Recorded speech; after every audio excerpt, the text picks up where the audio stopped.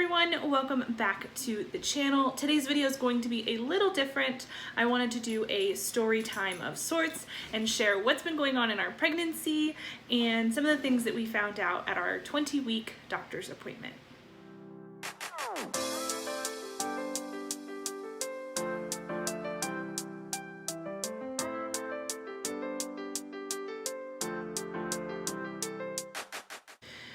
Okay, so let's dive into this. And if you see me looking over to the side, it's just because I wrote down some notes to help me keep on track, hopefully, so I don't have long-winded sentences and whatnot.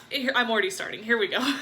So 20 weeks is the time where you have your anatomy scan, your anatomy ultrasound. Most people assume it's, we're going to find out the baby's gender. Yes, that is one beautiful thing that comes out of this ultrasound, but it's also a chance for the doctors or your technician to share with the doctor more in-depth pictures of all your baby's organs, because at this point everything should be really starting to develop and everything like that. I just want to say, baby is healthy, baby is great, baby is right on track with where he needs to be, and yes, we did find out it is a baby boy. I will show you all the picture. I put it in a couple videos, but I, again, do not know how to decipher this.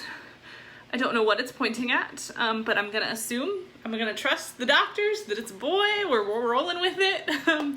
But, we did face some challenges with this scan, and I've had some challenges when it came to ultrasounds. We've had 3 so far. And one of the things that we always faced when we do an ultrasound, so up to, I believe it's 28 weeks or 24 weeks, I can't remember off the top of my head, you have to have a full bladder to do an ultrasound. It helps make the images more clearer. It helps to, I believe it helps push the baby into a better position. I don't know. Doctor just says have a full bladder. Let's just say I have never had a full bladder when it comes time for my ultrasound. They say to drink 32 ounces of water within an hour of the appointment. I do this and some, and you can ask my husband. I will start chugging water an hour and a half before the appointment, and I will just keep drinking it all the way up to the appointment, and I've never had a full bladder. So that's one of the challenges that has kind of, we've faced in making sure we get the right positioning for the ultrasounds and stuff like that. But then at this appointment, we were told that I have an anterior placenta. So some of you might know what that means. For you who don't, it means that my placenta, the embryo implanted on the front side of my uterus, meaning it is between the front of my stomach and the baby. So it kind of has created this barrier or cushion, so to speak, between the outside world, my stomach, and where the baby is situated. So this has really made it challenging, and especially so at the 20-week appointment, for the doctor to get, or the ultrasound technician to get the right angle and the right image, to get the right pictures. It took, yes, this ultrasound takes longer than all of the previous ultrasounds because they are going more in depth, but it would take her 3 or 4 minutes just to find one thing that she was looking for. It all is there, all the arms, the fingers, the toes, everything is there, but it did make it very challenging.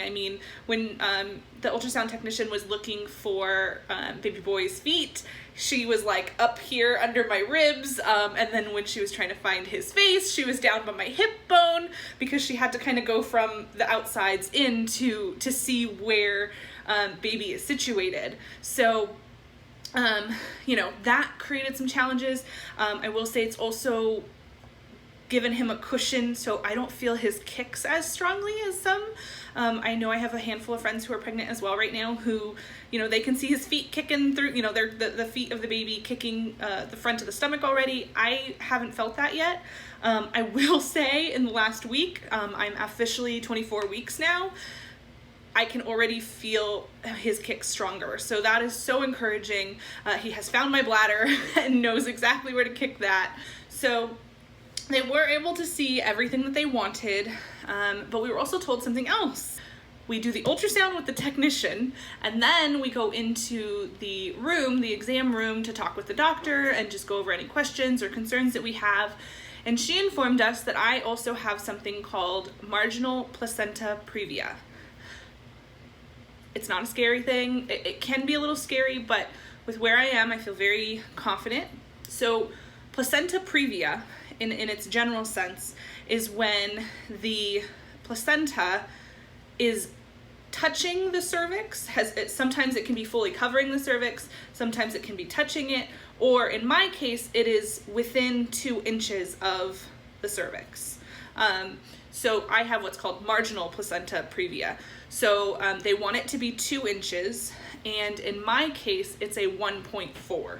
So we're close, but we're still in that margin of caution, as my doctor would probably say. So what does this mean? So placenta previa in general can lead to differences in how you have your baby and things like this, but I was diagnosed with this at 20 weeks. Things move a lot after 20 weeks. Believe me, baby's putting on like 6 ounces a week or something at this point, and soon it'll be more than that. So things are growing, things are expanding. So because I was diagnosed so early, my doctor is hopeful. So what would happen, so the placenta does not move or detach on its own. It stays where it's at. But what we're hoping for is that space, that 1.4 space itself, will expand as my uterus grows to make room for the baby. Again, baby is healthy, baby is safe, we are good. This is what it means. So we will go back for another scan at 28 weeks. So we still have another month. We will go back. If things do move, we're in the clear for this. We don't have any restrictions. Right now we are on what is called Pelvic Rest.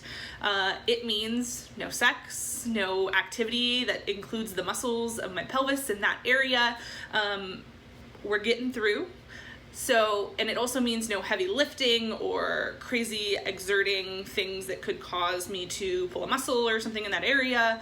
We just don't want any unnecessary bleeding or spotting or cramping or anything of that nature. So we're on pelvic rest. If at 28 weeks this all clears up, we will have those restrictions taken off and we will proceed with this pregnancy as normal. So if it doesn't clear up, there may be more restrictions. We may just stay the course with pelvic rest the way we are. It could be more ultrasounds, more monitoring in that nature, just to make sure that everything stays where it needs to be and we don't have a placenta abruption. That's the big concern with a placenta previa. Is a placenta abruption is where it would tear away from your uterus wall or tears in some sort, so you begin to bleed. So we haven't had any spotting or bleeding or anything like that. But those are the concerns that would be monitored as we move closer and closer to our delivery date. It is scary. It is, you want to go in, you want to see your baby, you want everything to be the best that it can be. As a first-time mom, I don't know what to expect. I want to just know fingers, toes, heart, breathing, brain, everything is good, and that I will be able to get him into this world properly. And so to have some of these challenges, it can feel a little defeating at times, but I'm reassured that I do have an amazing husband who's been supporting through all of this, and we've had to reassure each other through this.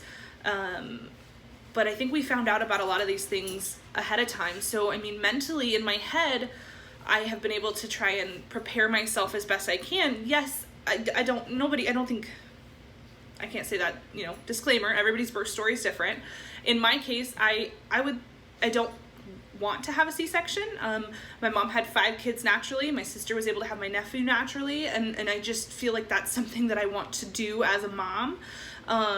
So I want to labor naturally and have my baby that way.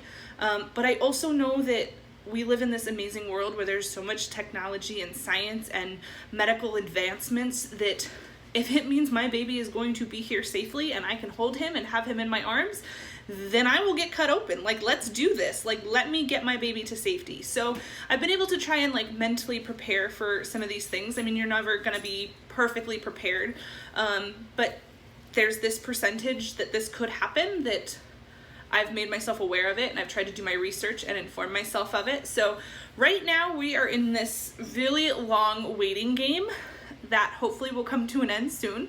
We go to the doctor's next week for our 24-week appointment. Well, we actually go in a couple days, which you'll probably be watching this afterwards.